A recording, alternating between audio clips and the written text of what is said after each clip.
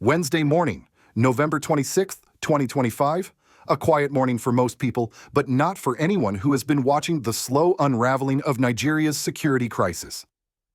It was on this morning that the first whispers began, whispers that something had happened in Washington, something so serious that the Nigerian government rushed home in silence and refused to brief its own citizens. And silence at moments like this is rarely innocent. What exactly did they sign in the United States? Why has no one, not a single official, spoken plainly about the conditions they were given?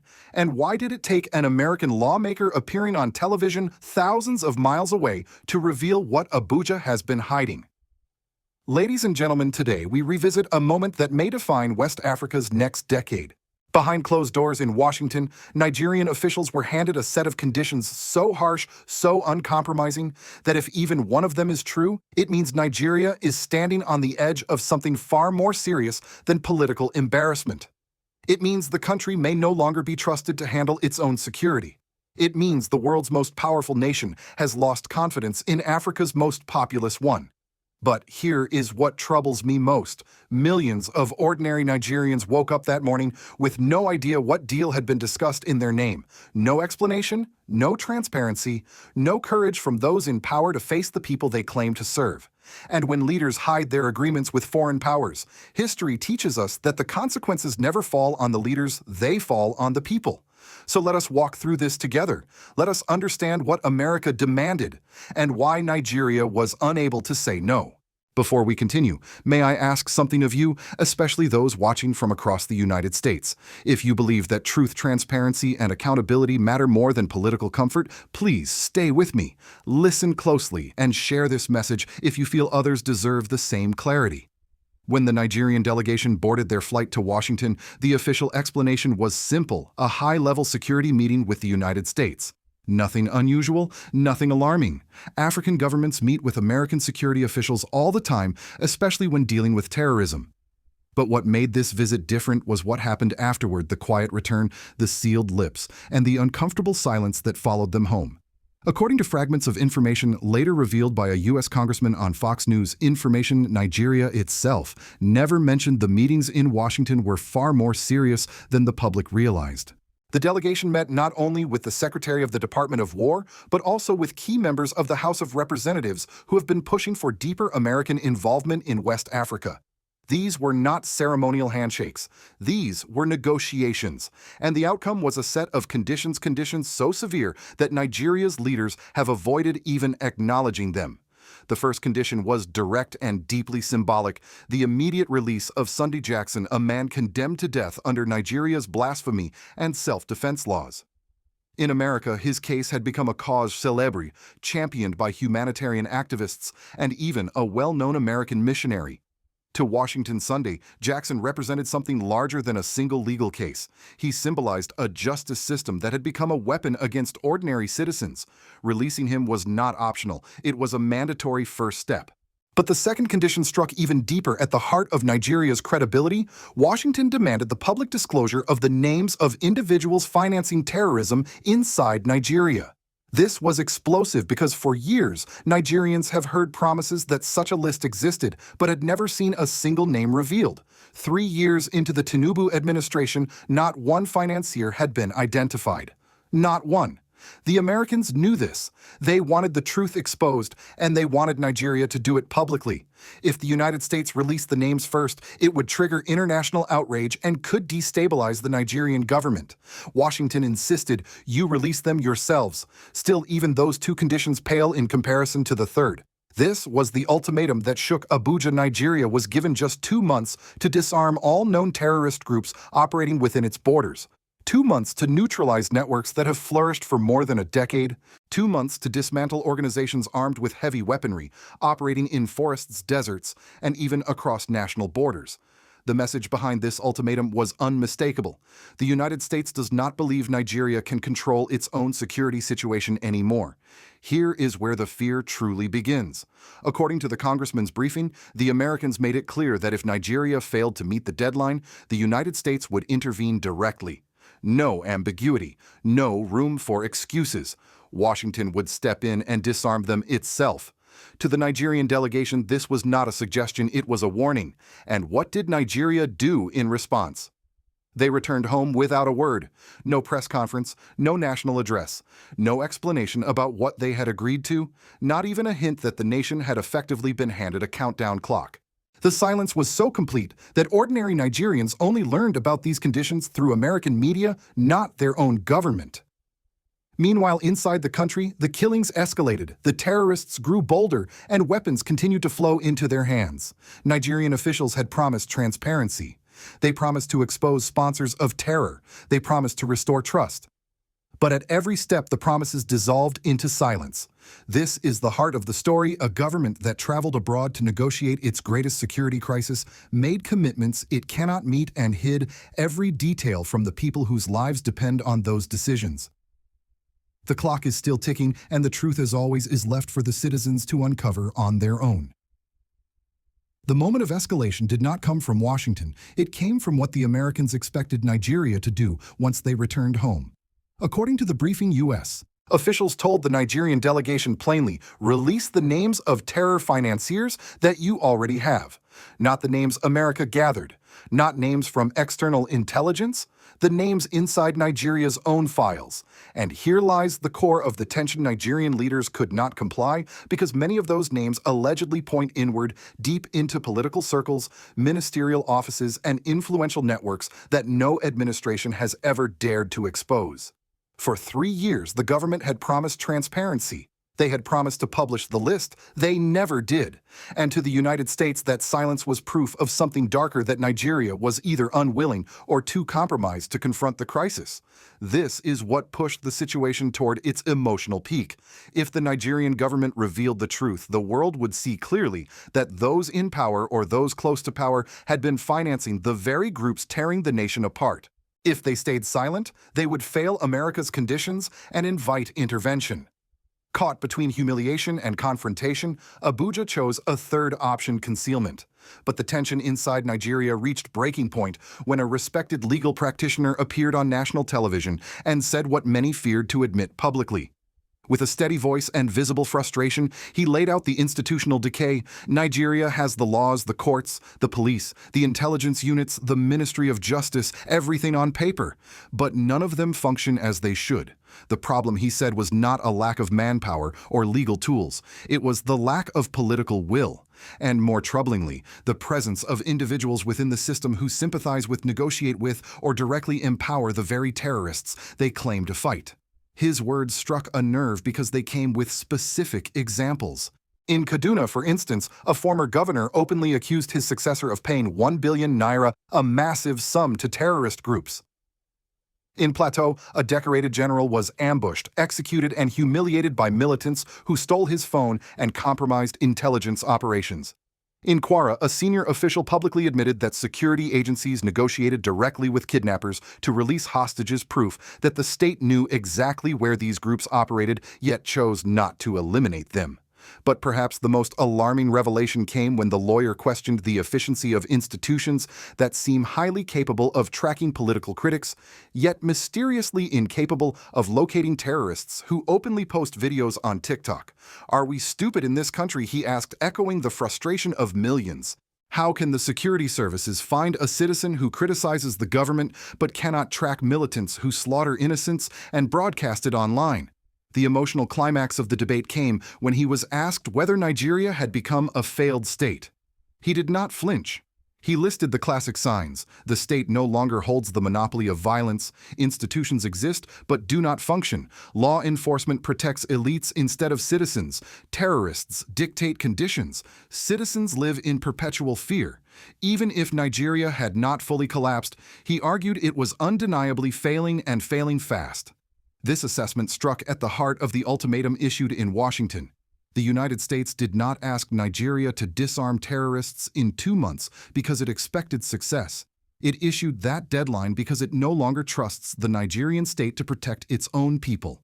And the implication was unmistakable: if Abuja fails, America will step in not out of charity, but out of geopolitical necessity.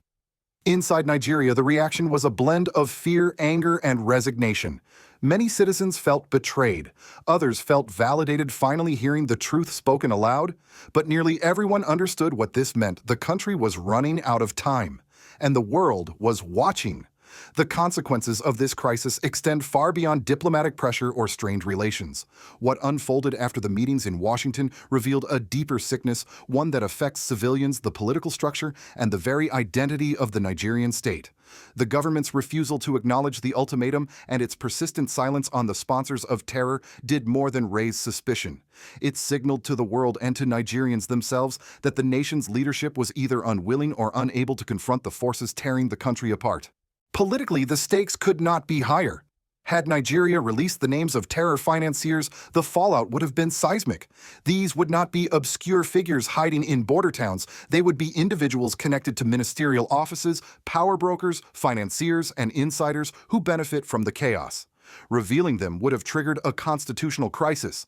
It would have exposed the rot within government ranks, possibly implicating the very people responsible for national policy. And so the administration chose secrecy over accountability, hoping that the public would remain unaware of what was agreed upon in Washington. But secrecy comes with a cost. As weeks passed and no information emerged, public trust deteriorated even further. Citizens began asking a simple, painful question. If the government cannot tell us who funds the terrorists, does that mean the terrorists sit among them? The sense of betrayal was palpable. Communities that had already endured years of kidnappings, extortion, and unpunished massacres now faced the realization that their suffering might be tied to the very institutions meant to protect them. Socially, the consequences were devastating.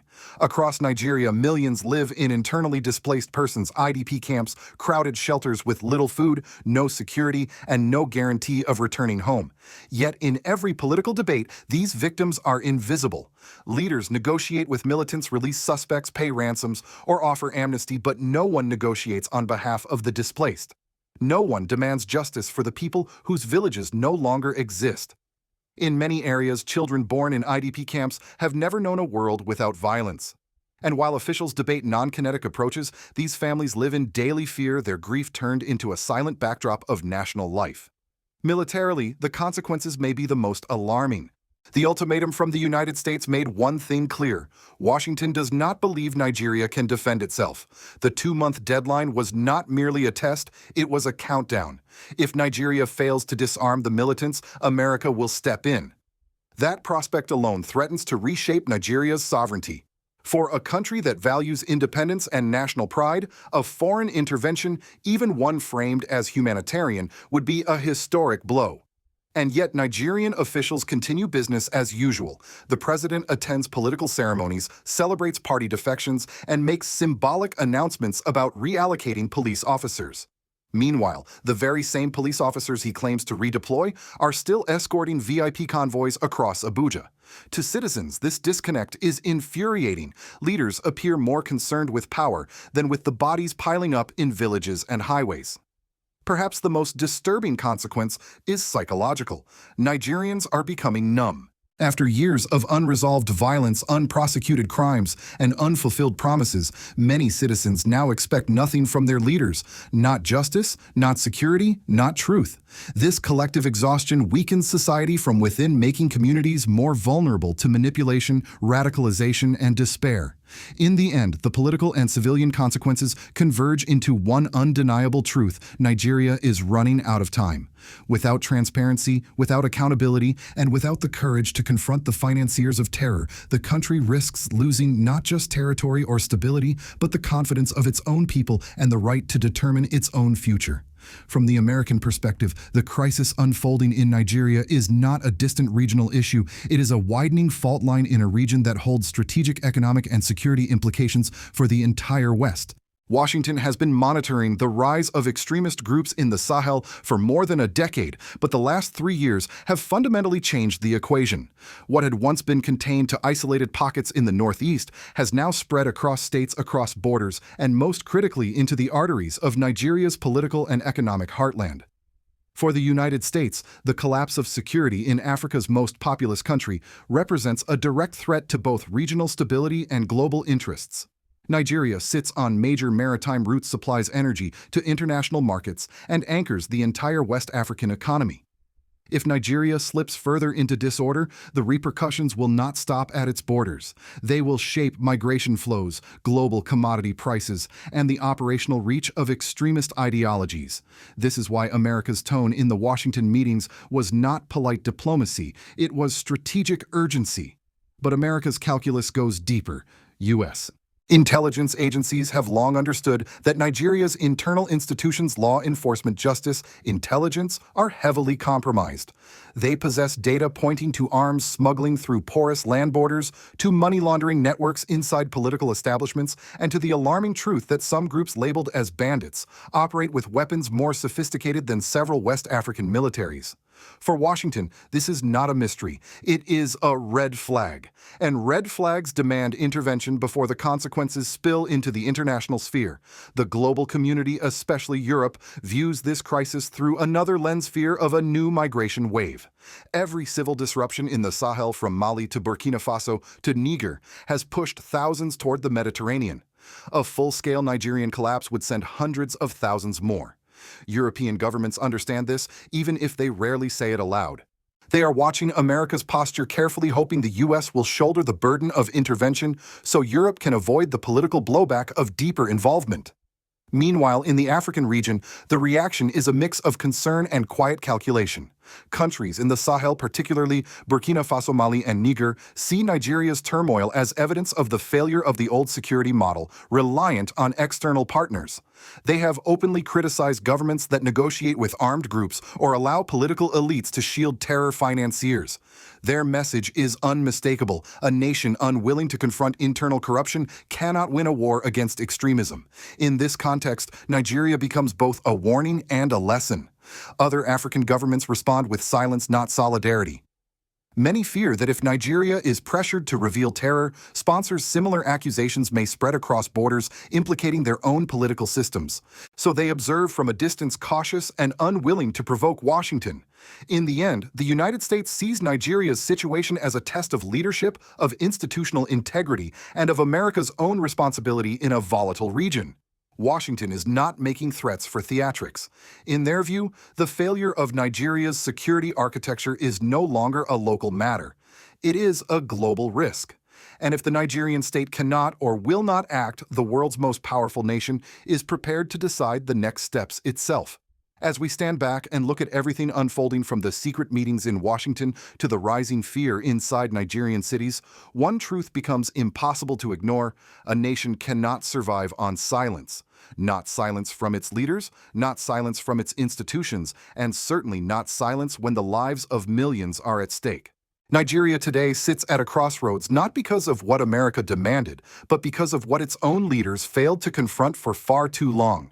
If a government cannot say who is funding terror, if a government will not disarm those who slaughter its citizens, if a government cannot even explain to its people what was discussed in their name, then the question is no longer whether the state is failing.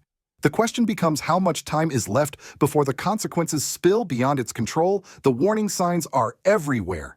Communities uprooted, soldiers overwhelmed, courts paralyzed, terror groups moving with confidence across territories that once belonged firmly to the Republic. And now the involvement of the United States signals something even larger, a global acknowledgement that the situation can no longer be ignored. But here is the part that should concern every one of us, whether watching from Africa, Europe, or the United States. Once a crisis grows big enough for foreign powers to intervene, the people lose the power to shape their own future. Decisions are made in distant rooms. Strategies are drawn by those who will never walk the streets of Kaduna, never see the scars in Plateau, never speak to a grieving mother from Zamfara. Intervention may bring temporary order, but it rarely brings lasting justice. And that is why this moment matters so much. Nigeria does not have to follow this path, but neither can it escape the consequences of inaction. The next few months will determine whether the country regains control or whether the world steps in and rewrites the story for them. For those of you watching from the United States, especially our older audience who remember moments when global decisions reshaped entire regions, let me ask you this: do you believe Nigeria's leaders are truly prepared for what comes next? Or is this another chapter in a long history of crises allowed to grow until intervention becomes the only option left? And for those who have followed the rise of leaders like President Ibrahim Traoré in Burkina Faso, leaders attempting to rebuild security through sovereignty rather than silence, do you think Nigeria can still change course? Or has the window already closed? Before you leave, I ask you one thing. If you believe that people deserve the truth before the crisis reaches their doorstep, please share this message. And subscribe if you believe transparency matters more than political comfort, not just in Africa, but everywhere decisions are made behind closed doors. The world is watching. And history will remember who chose to look away and who chose to pay attention.